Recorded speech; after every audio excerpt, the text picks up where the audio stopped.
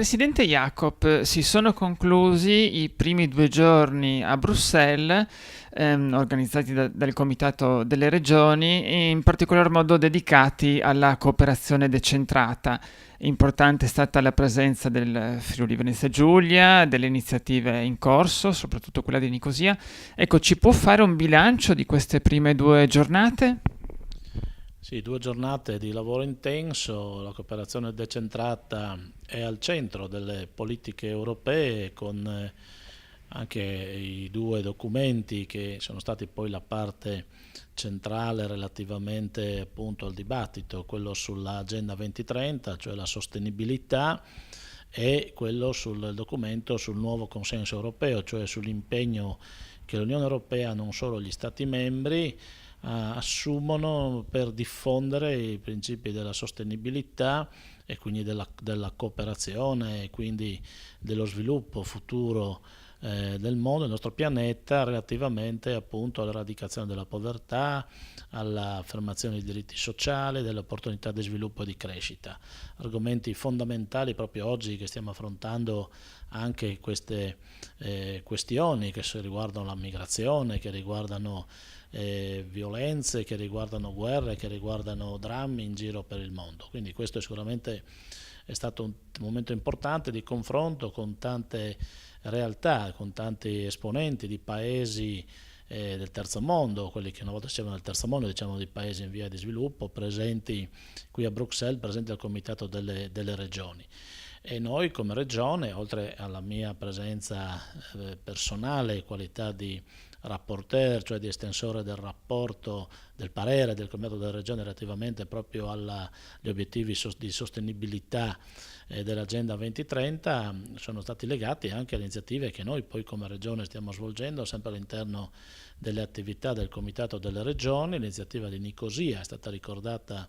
più volte come un esempio di azione rivolta a comunità locali della Libia, esponenti di queste comunità che erano presenti qui a Bruxelles e che hanno avuto modo di svolgere quello che è un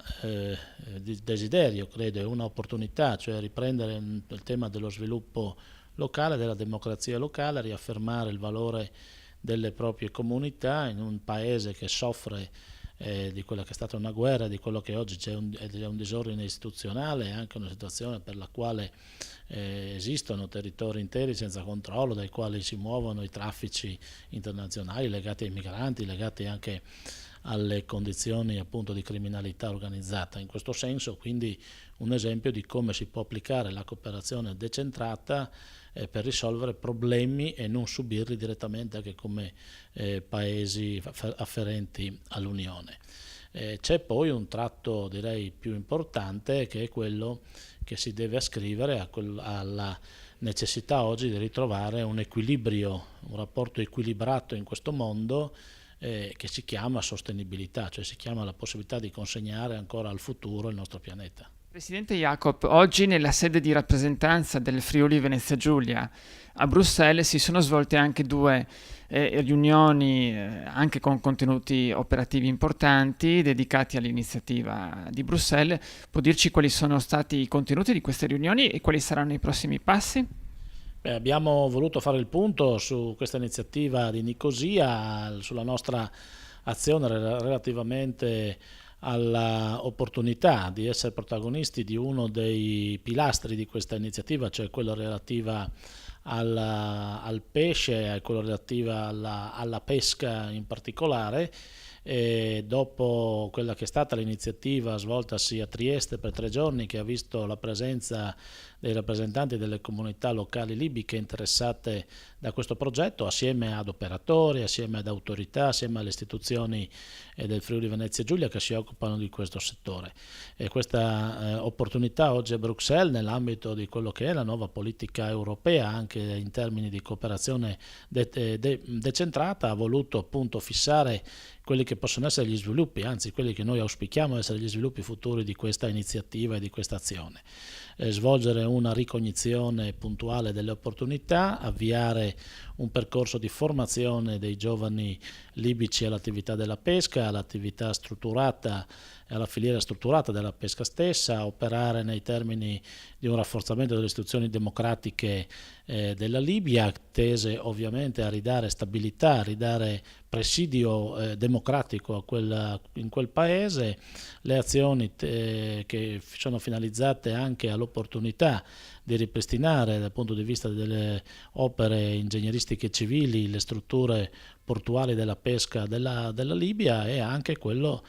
di dare a loro dei contenuti di legalità e di rispetto dei parametri sanitari, e per quanto attiene l'opportunità di introdurre il prodotto pescato nei nostri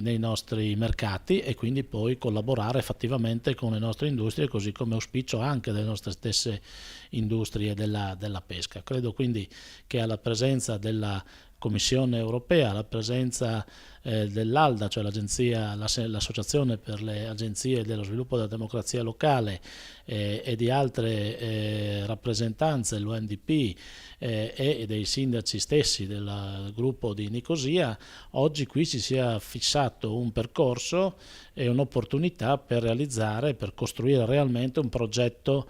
che a questo punto potrebbe essere uno dei primi progetti concreti che l'Unione Europea, in collaborazione con le autorità locali, nel caso specifico la nostra regione, Friuli Venezia Giulia, potrebbe andare ad attuarsi appunto in Libia, ridando a quel paese, in quel paese, opportunità di democrazia, di rispetto delle regole, di sviluppo locale, di opportunità economiche per i residenti e i cittadini. Credo sia anche quella risposta che molti auspicano per poter riprendere un'azione esterna all'Unione Europea anche relativamente ai problemi dei migranti e ai problemi che oggi fanno sì che dalla Libia il 90% appunto dei flussi passino laddove uno Stato e le comunità locali sono assenti dal punto di vista della legalità e dell'attività.